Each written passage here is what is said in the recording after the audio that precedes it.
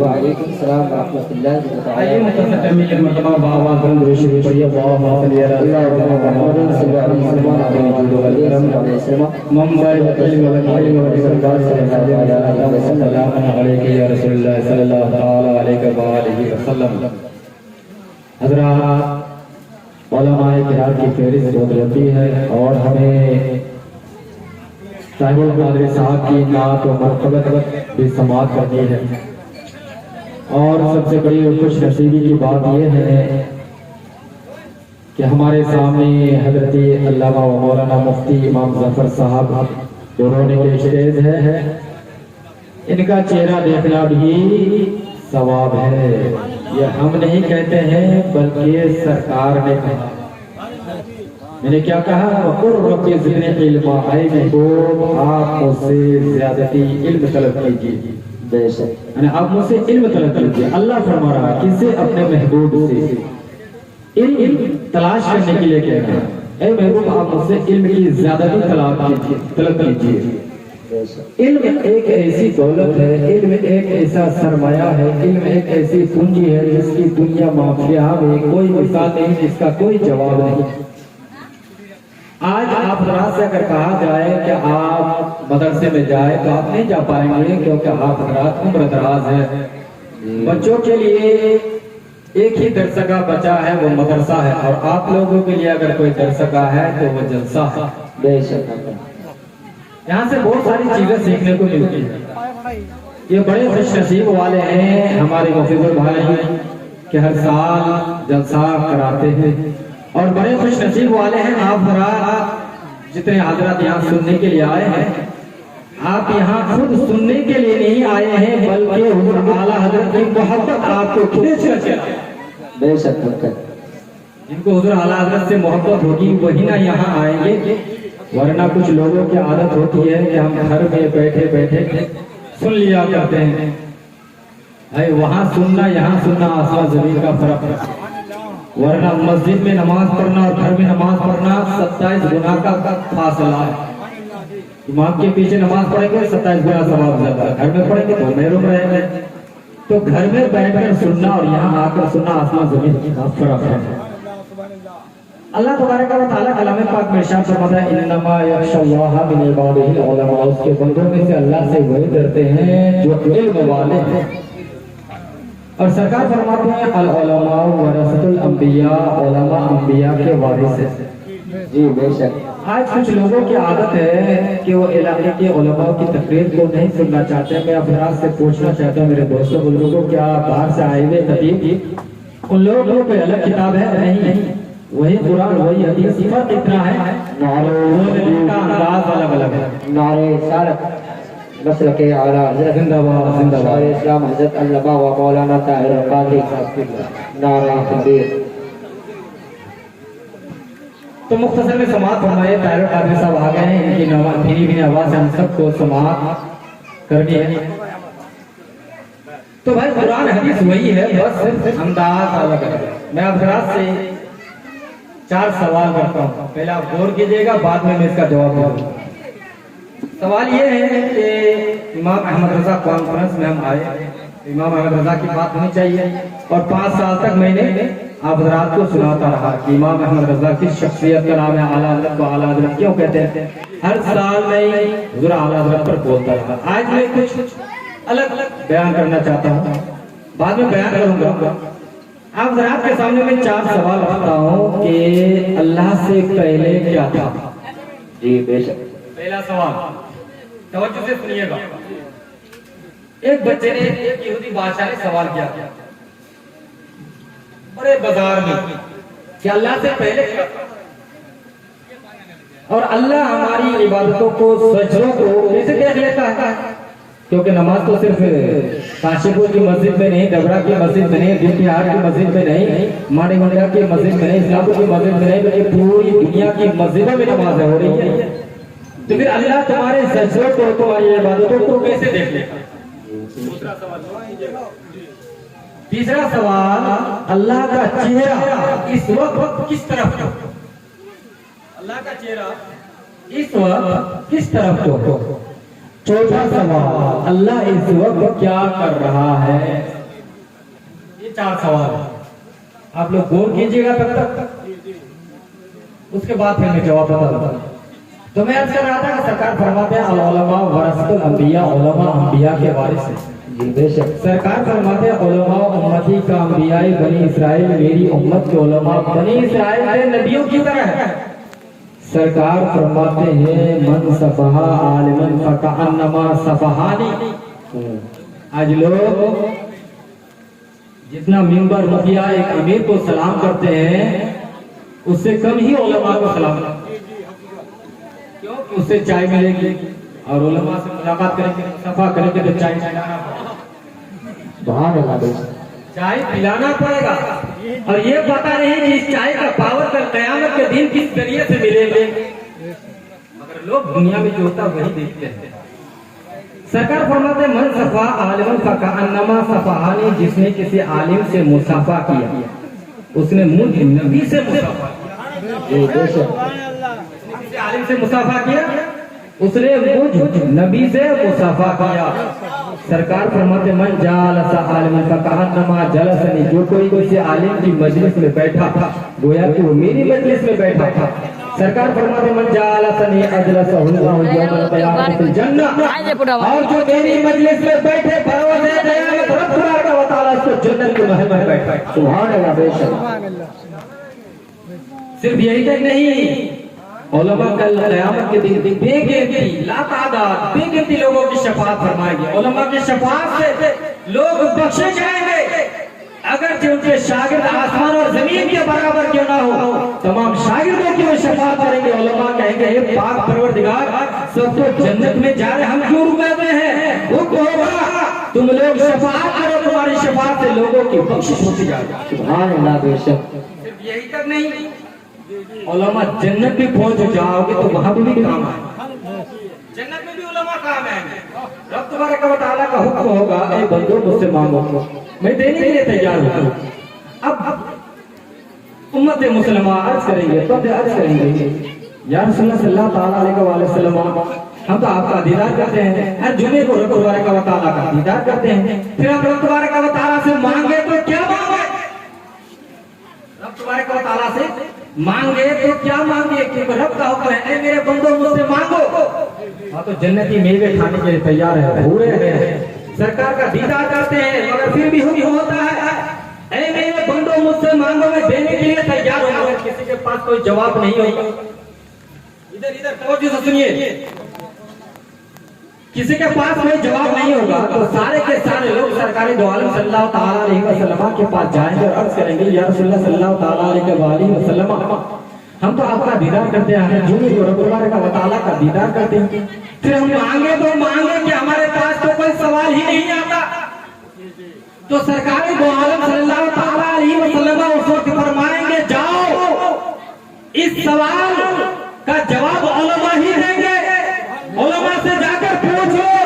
अब सारे के सारे लोग अपने अपने उलमा के पास आएंगे, सारे के सारे लोग अपने अपने इलाके के उलमा के पास आएंगे और अर्ज करेंगे, हजरत रब तबारक व तआला का हुक्म है कि मुझसे मांगो, मैं देने के लिए तैयार हूं, हमारे पास तो कोई सवाल ही नहीं है। फिर इलाके के सारे उलमाए किराम सबको लेकर सरकार को आलम सल्लल्लाहु ताला अलैहि वसल्लम के पास जाएंगे और जाकर अपने नबी को अपना वसीला बनाएंगे और खुदावंद कुद्दूस की बारगाह में अर्ज करेंगे, ए पाक परवरदिगार, हर जुमे को तेरा दीदार करते हैं, ए पाक परवरदिगार, हमारी ख्वाहिश है कि अपने प्यारे हबीब के सदक़े से हमें तेरा दीदार हो। सुभान अल्लाह। बेशक। पता चला उलमा का मकाम। आज लोग उलमा को हकार नजर से देखते, अगर ज्यादा समझाने की कोशिश करे तो उलमा को मस्जिद से ही निकाल दिया गया था। कब तक? यजीद तो उस वक्त जीत गया था, कह रहे थे हम जीत गए, मगर उसका नाम लेने वाला कोई है नहीं। तो जिस्म पर कब तक ताकत इस्तेमाल करोगे? जब तक खून की तेजिया है तब तक एक ना एक दिन मरना है। उलमा जो कह रहे हैं उसको सोचो, उस पर अमल करो। कोई उलमा ये नहीं कहता कि मेरी कौम बर्बाद हो जाए, मेरे मानने वाले बर्बाद हो जाए। जैसे हम अपने औलाद से प्यार करते हैं, कोई माँ बाप ये नहीं चाहते कि मेरा बेटा शराबी बन जाए, मेरा बेटा जुआरी बन जाए, मेरा बेटा डाकू बन जाए। इसी तरह से इलाके के उलमा के ऊपर ये जिम्मेदारी है कि कौन क्या करता है उनको तकरीर के जरिए से उसको समझाया। अब अगर मस्जिद के इमाम कह दिया शराब पीना मना है, तो जो लोग शराब पीते हैं उन लोगों को पेट में दर्द उठने लगता है। अगर इलाके के इमाम साहब ने कह दिया सूद खाना हराम है, अब इमाम के पीछे पड़ गए।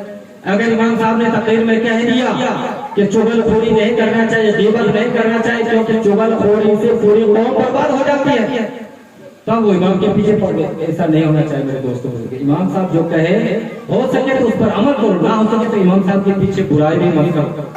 वरना इमाम का मुकाम तो ये है कि यौमा नदउ कुल्ला उनासिम बिइमामिहिम, कल क़यामत के दिन लोग अपने इमामों के साथ उठाए।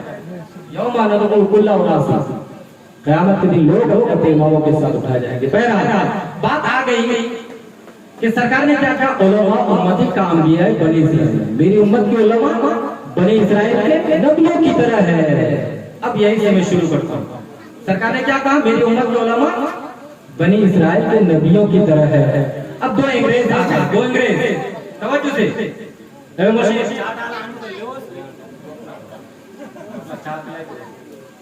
दो अंग्रेज आए, दो अंग्रेज तवज्जो से सुनिएगा, कीमती बात बता रहा हूं। क्योंकि इस हदीस सरकार ने जो कहा उलमा उम्मती का अंबिया है बनी इस्राइल, मेरी उम्मत के उलमा बनी इस्राइल के नबियों की तरह, ये कैसी बात है? हुजूर नबी अकरम सल्लल्लाहु अलैहि वसल्लम तमाम अंबिया किराम में अफजल और आपकी उम्मत तमाम उम्मतों में अफजल, मगर नबियों से क्या कह रहे हैं कि मेरी उम्मत के उलमा बनी इस्राइल के नबियों की तरह है। समझने की बात है।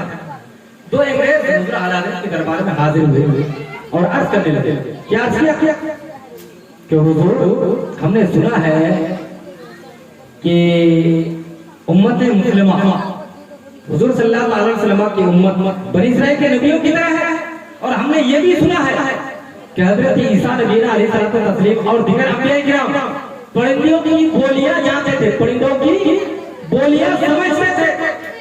तो क्या उम्मत मुस्तफा उम्मत मुस्लिमा में कोई ऐसा बंदा है जो परिंदों की बोली को समझ सके, परिंदों की बोली को, परिंदों की जुबान समझ सके? तवज्जो है ना? दो अंग्रेज आए, हुजूर आला हज़रत से सवाल किया कि हुजूर आपके नबी का फरमान है कि आपकी उम्मत बनी इस्राइल के नबियों की तरह है, तो हमने सुना है कि ईसा नबी अलैहिस्सलातु तस्लीम और दीगर अंबिया किराम परिंदों की बोलियों को जानते थे, समझते थे। तो क्या इस वक्त कोई ऐसा आलिम दीन है जो परिंदों की बोलियों को समझ सके? हुजूर आला हज़रत ने क्या जवाब दिया उस दो अंग्रेजों को, तवज्जो से सुनिएगा। हुजूर आला हज़रत ने कहा, ए अंग्रेजों, तुमने सवाल करके उम्मत मुस्लिमा का भ्रम दूर कर दिया। कहा वो कैसे? कहा देखो मैं बताता हूँ, परिंदों की बोली की बात करते हो, मैं बताता हूँ। फला दरख्त पर चला जाए, दो परिंदे हैं, तो दोनों परिंदे तोते थे या कबूतर थे? हुजूर आला हज़रत फरमाते हैं फला जगह एक दरख्त है, वहां दो परिंदे हैं और सूरज डूबने को वहां दोनों परिंदे आपस में बातें कर रही है कि चलो सूरज डूबने को अपने घोंसले में चलते हैं। तो पीछे जो परिंदे हैं वो कह रही है देखो मैं गड्ढे में घुस गई थी, मेरे पैर में चुभन है, सूज गया है, दर्द है, मैं तेजी से नहीं उड़ पाऊंगी, तुम आहिस्ते आहिस्ते चलो, मैं तुम्हारे साथ चलती हूँ, मैं तुम्हारे साथ चलती हूँ। अब वो दोनों अंग्रेजों ने कहा ये कैसी बात है, कोई भी कह सकता है, ये कैसी बात है, तो कोई भी कह सकता है ना। हुजूर आला हज़रत ने कहा अगर तुमको आजमाना है तो जाओ जाकर देख लो, आजमा लो, अगर तुमको आजमाना है तो जाओ जाकर देख लो। अब वो दोनों अंग्रेज गए, जाने के बाद क्या किया, उसके बाद बंदूक थी या तीर थे, निशाना बनाए, दोनों चिड़िया दोनों परिंदे नीचे गिर गए। जैसे ही नीचे गिरे दोनों को पकड़ा और वाकई में क्या देखते हैं कि पीछे जो परिंदा थी उसका पाँव में सूजन है, अल्लाह अकबर, और आगे जो परिंदा थे वो बिल्कुल सलामत है। वो दोनों अंग्रेज ये देखकर हैरान और परेशान हो गए, जो इतना कह सकते हैं कि पीछे जो परिंदा है उसके पाँव में सूजन है, वो जरूर परिंदों की बोलियों को भी जानते होंगे। वो दोनों अंग्रेज आए हुजूर आला हज़रत की बारगाह में और फौरन कदमों में गिर गए और कलमा तैयबा पढ़कर मुसलमान हो गए। होकर मुसलमान बने। पता चला आला हज़रत की शख्सियत का नाम है उलमा उम्मती कामरिया बनी इसराइल। मेरी उम्मत के उलमा बनी इसराइल के नबियों की दोनों एक रहे। हुजूर आला हज़रत के कदमों में गिर गए कि वाकई सरकार ने जो कहा है इस उम्मत के आलिमों के अंदर भी दमखम है। जो आलिम भी इतना कह सकते हैं कि पीछे जो परिंदा है उसके पाँव में सूजन है। वो अंग्रेज समझ गए कि हकीकत में पीछे जो परिंदा है उसके पाँव में सूजन है। जब वो इतना जानते हैं तो ये जरूर जानते होंगे कि परिंदे क्या आपस में बातें कर रही हैं। ये है उलमा का मकाम और हुजूर आला हज़रत की शख्सियत का मकाम है। देखो मुख्तसर में समाअत फरमाओ तो उलमा किराम की फैसला दिया और फिर हमें ताहिरुल कादरी साहब की भी नात समाअत करनी है। हुजूर आला हज़रत एक मुरीदा था, एक ज़ईफा खातून जो हुजूर आला हज़रत से मुरीदा था। उनके शौहर को लोगों ने झूठ मूठ का इल्जाम लगाकर 12 साल की सजा सुनाई और 5,000 जुर्माना और कहा कि हो सकता है इसको फांसी की भी सजा हो सकती है या उम्र कैद भी हो सकती है। अब वो मुरीदा थी हुजूर आला हज़रत, वो फौरन दौड़ कर हुजूर आला हज़रत की बारगाह में आई। आकर अर्ज करने लगी हुजूर मैं बहुत परेशानी के आलम में मुब्तला हूं, मैं मुसीबत में हूं, कुछ कीजिए। का क्या हो गया? का हुजूर क्या बताऊं, मेरे शौहर को झूठे केस में फंसा कर 12 साल की सजा और 5,000 जुर्माना ये तय हुआ है। हुजूर कुछ दुआ कीजिए ताकि मेरे शौहर रिया हो जाए। हुजूर आला हज़रत फरमाते हैं जाओ मैं तुम्हें एक वजीफा बताता हूँ, कुछ नहीं होगा। कुरान की एक आयत वो क्या है? हस्बुनल्लाहु व निअमल वकील। क्या है? हस्बुनल्लाहु व निअमल वकील। जाओ ये पढ़ती रहना। अब वो औरत घर चली आई और उस आयत को पढ़ती रही कई दिन की मोहलत।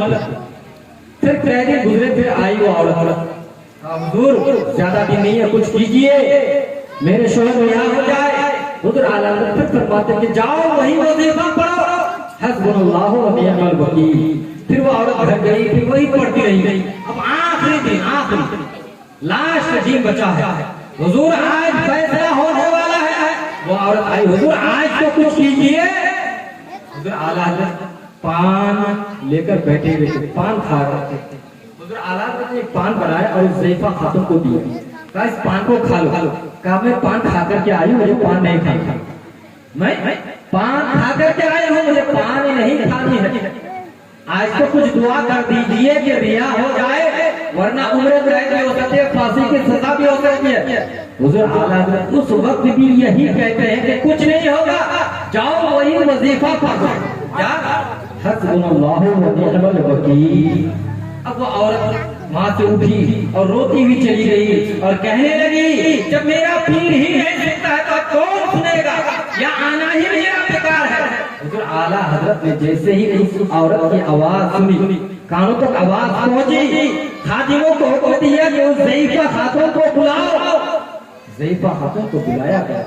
जब वो आकर बैठी, हुजूर आला हज़रत फिर फरमाते हैं लो ये पान खा लो, अब तुम वो रिया हो गए। ये पान खा लो, अब तो रिया हो गए हैं। अब जब हुजूर आला हज़रत ने पान दिए, अल्लाहु अकबर, वो ज़ईफा खातून ने पान को लिए और मुस्कुराती हुई अपने घर की तरफ चल पड़ी। अल्लाहु अकबर। जैसे ही घर में पहुंचती है, उनके औलादों ने कहा, उनके बेटों ने कहा अम्मी जान आप कहाँ चली गई थी? तार वाले आए थे। तार वाले मतलब डकिया आए थे, डकिया आए थे कोई चिट्ठी लेकर। अल्लाहु अकबर। उस ज़ईफा खातून ने अपना बेटा वो किधर को गए हैं? उस तरफ को गए हैं। अल्लाहु अकबर। वो ज़ईफा खातून उस डकिया को उस तार वाले से मुलाकात करती है। अल्लाहु अकबर। वो तार वाले एक चिट्ठी देते हैं, उसमें क्या लिखा हुआ है कि मैं आकर घर में नाश्ता करूंगा।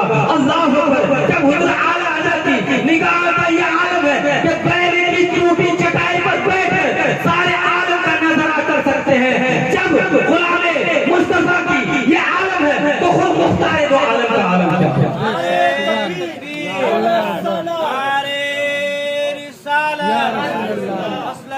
आला हज़रत जब उनके गदा भर देते हैं शाहाने ज़माने की झोली, जब मोहताज का ये आलम है तो मुख्तार